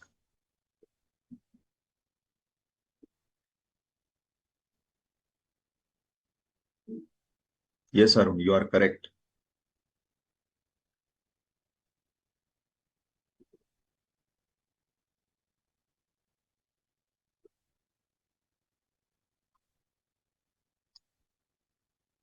Fine, students. This is understood by all.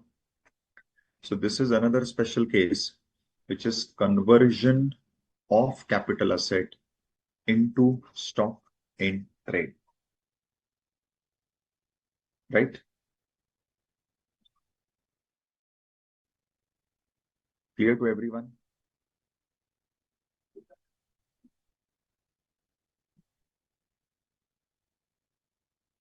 Then Lakshmi, I think you want to see this. So conversion of capital asset into stock in trade. What are important points? Year of chargeability is year of sale of SIT. Full value of consideration is FMV on the date of conversion. And this income is taxable. Two heads. First CG, which is for conversion. Second PGBP for sale. So there will be two incomes arising in case of conversion of capital asset into SIT. Right? Then we come to the next special case. What is this special case? Again, you remember this.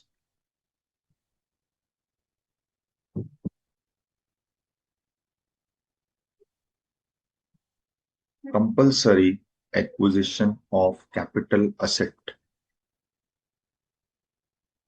Mahek says, sir, can you give all the notes? See, but today I will be uploading all the notes because we'll be completing this. So today, this entire set, both the question bank, already I have uploaded, but I'll re-upload it. And this particular sheet where I'm writing down the provisions in short, plus I'm solving, everything will be uploaded.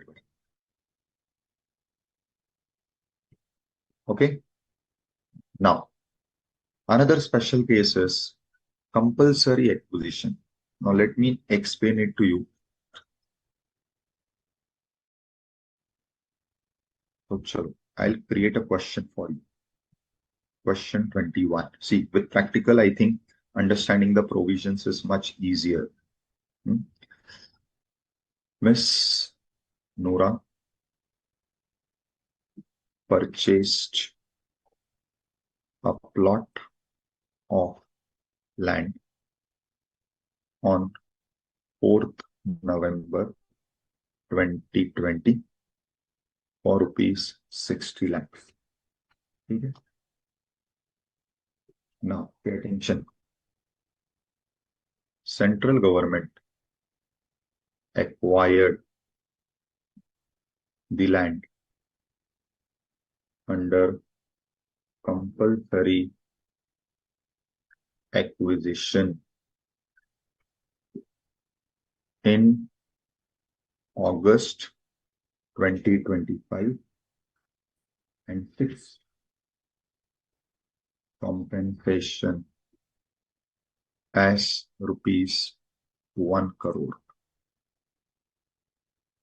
The compensation was paid. How it was paid? In 2728 rupees 40 lakhs and 2930 rupees 60 lakhs. So you were paid the compensation in two parts. So firstly, what is this case? This case is section 45(5), which we call as compulsory acquisition. Now, if you remember, we had studied this again in the first lecture, that the law considers compulsory acquisition also as transfer. Now, what is happening in compulsory acquisition? You have some property. That property is taken over by the government. See, government has rights under the Land Acquisition Act, whereby if there is any public interest project like setting up a new railway track for bullet train, or expanding your highways, converting simple roads into national highways, 6-lane highways. All such cases, the government has rights to take up your property compulsorily. Now, in such cases, if your land or your immovable property is taken away by government under the scheme of compulsory acquisition, what are the special points? The special points are, section 45(5) says, first special point is year of chargeability. It is the year of receipt of first installment. So in whatever year you receive the first installment, that will be the year of chargeability. Full value of consideration is amount of compensation or enhanced compensation. What is this enhanced? I'll explain. So let me call this as amount of original compensation. So what does the law says? Whenever there is compulsory acquisition, firstly, we have studied in the definition of transfer, it will be a transfer. Now, what is important is capital gains. What is the year of chargeability? Now, see, in which year the government acquired your land? The government acquired your land in 25-26. However, the year of chargeability will not be the year of transfer. It will be the year of receipt of first installment.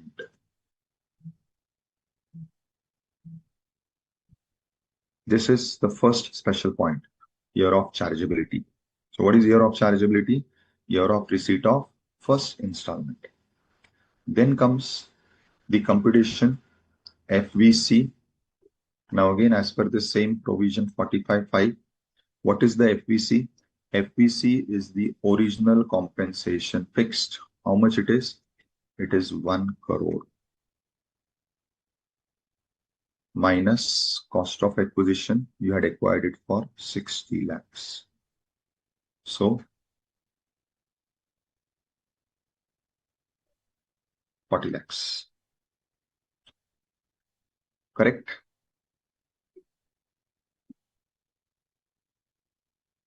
The year of chargeability is the year in which you receive the first installment, may not be the complete amount. So here, out of 1 crore, you have received 40 lakhs in the first year, which is 27-28. That becomes the year of chargeability.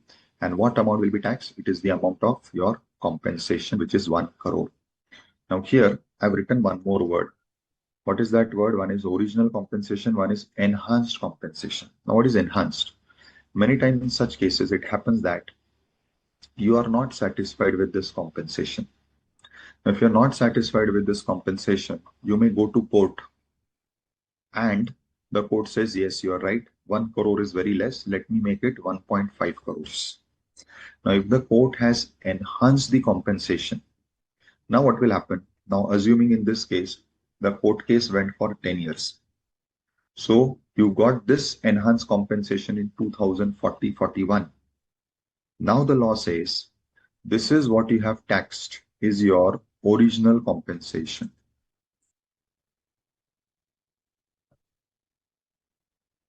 That is the one which government had fixed. You have paid tax by taking that as your full value.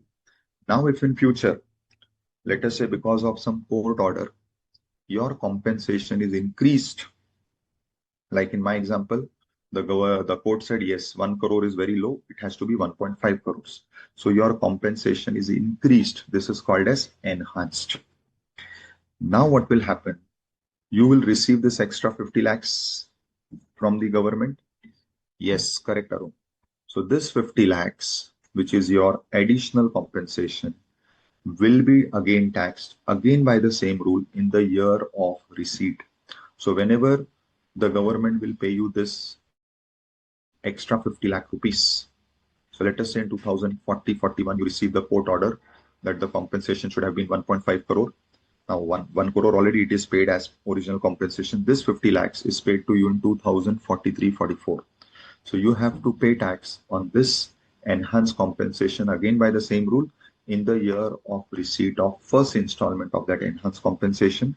So in my example, it will be 2043-44. In that year, you will tax the 50 lakh amount. Is this clear to all students? And yes, correct. Arun has pointed out, sir, what will be my cost of acquisition? The cost of acquisition will now be zero. Why? Because your entire cost of acquisition is considered here 60 lakhs. So now it will be zero. Mahek is saying, sir, please give an example. Take an example. Raised the compensation to rupees 1.5 crores. And this additional rupees 0.5 crore is received in 2043-44. So calculation of capital gain now on which amount? Enhanced compensation, right? Which year? The year of receipt. So in PY 43-44, what will be your full value of consideration? Your full value of consideration is now rupees 50 lakhs minus cost of acquisition is nil.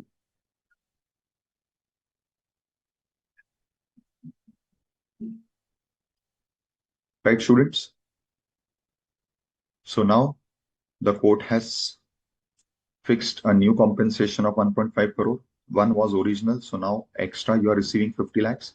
This 50 lakhs will again be taxed in the year of receipt of first installment, which is happening in 43-44. So in 43-44, you will tax this 50 lakhs. And now cost will be taken as nil. Why nil? Because entire cost of your land was deducted at the time of original compensation itself. Now for this additional compensation, there is no additional cost incurred. So cost will be nil. Is this fine? Understood, everyone? Is this clear to all? I will write that 46A case also, which we discussed. In case of buyback of shares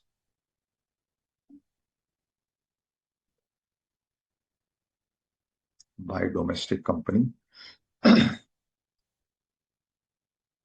FVC is nil and cost of acquisition is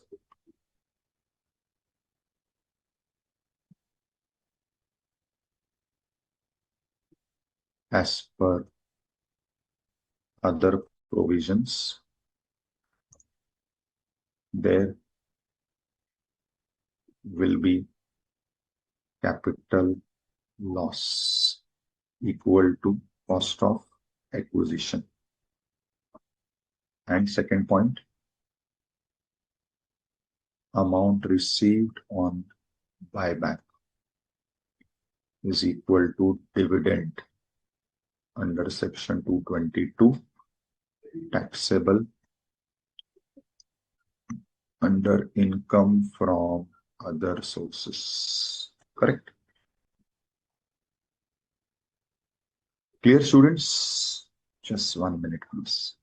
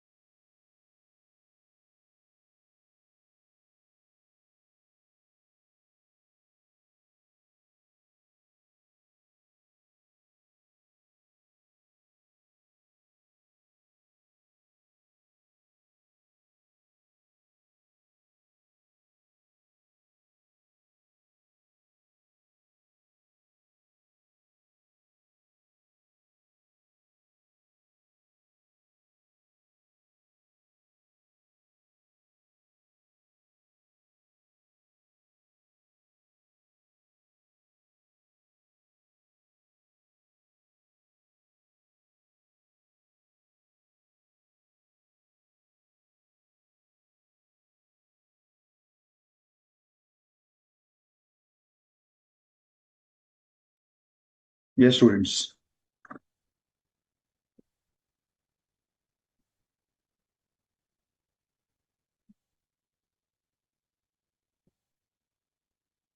Clear to all? Should we proceed? Excellent. See, I'll run through the module because 2-3 more situations are left out. We'll cover them all. So let me go from the very start. And there are 2 more special points that are left out. We'll cover them today. So all the special cases will also be covered. So capital asset, short-term, long-term, period of holding, transfer, not transfer. Now see the year of chargeability. This is what we just discussed. So year of chargeability, what is your general rule? The general rule is year of chargeability is year in which the transfer took place. So that is why capital gain is tax on accrual basis, right? Not on receipt basis. However, you have exceptions. So first is insurance claim.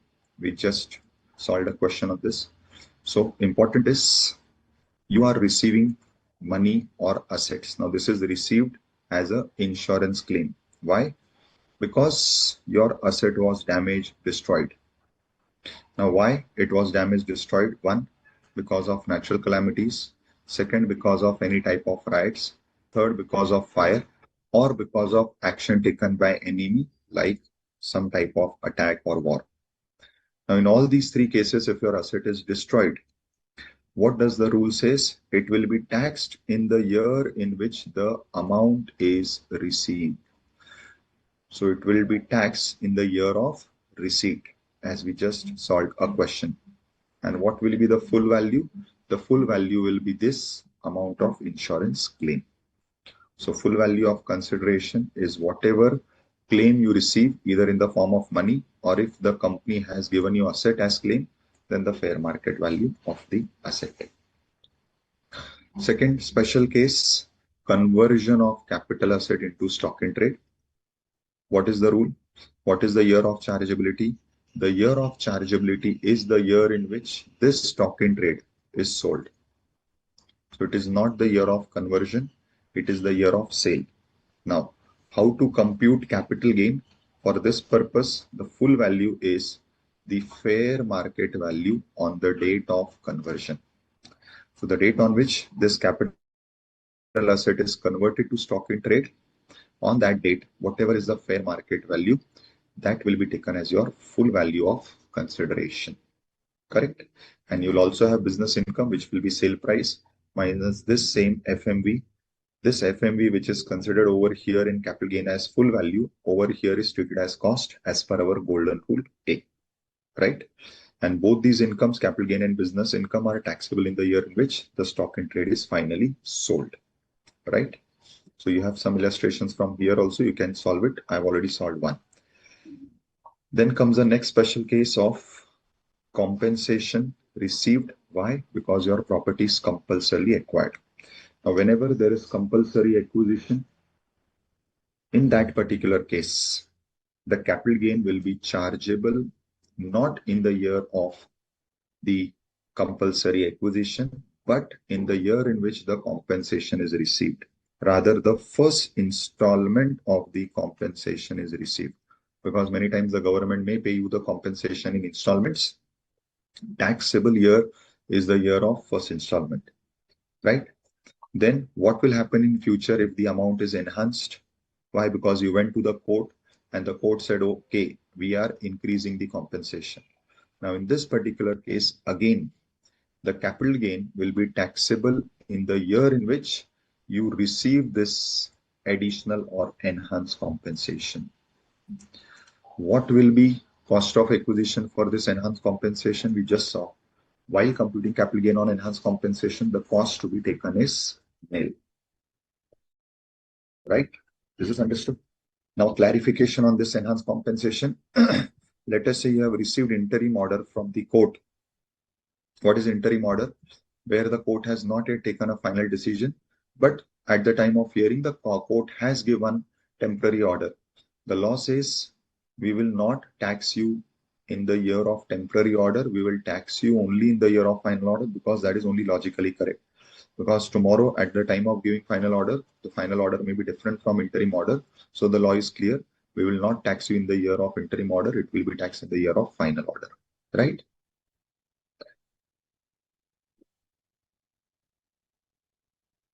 Then all these cases we have considered. Buyback we just considered. What is not regarded as transfer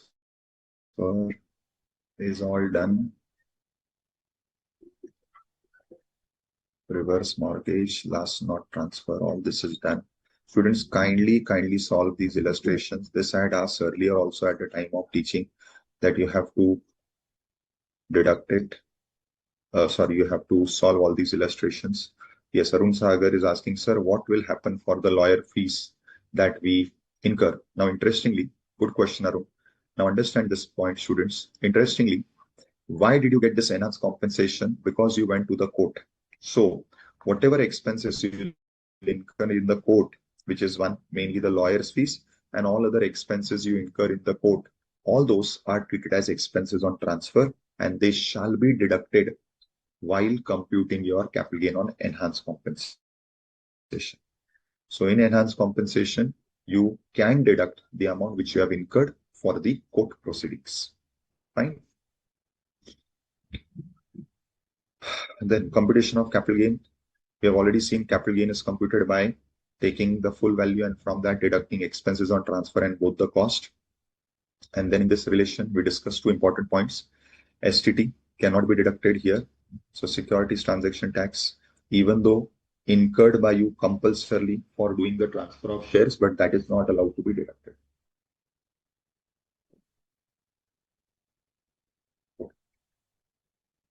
Second important point we discussed was for indexation. Again, I repeat, today there is no indexation. So for all assets, indexation has not to be done. We have already seen this. When you will do the tax computation, at that time, if your individual HF and the asset sold is land or building, then you have an option of making two computations. One is the original which you have done in capital gain, that is without indexation. Whatever capital gain you have computed, tax Rate is 12.5. Calculate this tax. And another working which you'll do in working note is with indexation, where you'll index the cost and subtract it. And on this capital gain, you will apply 20%.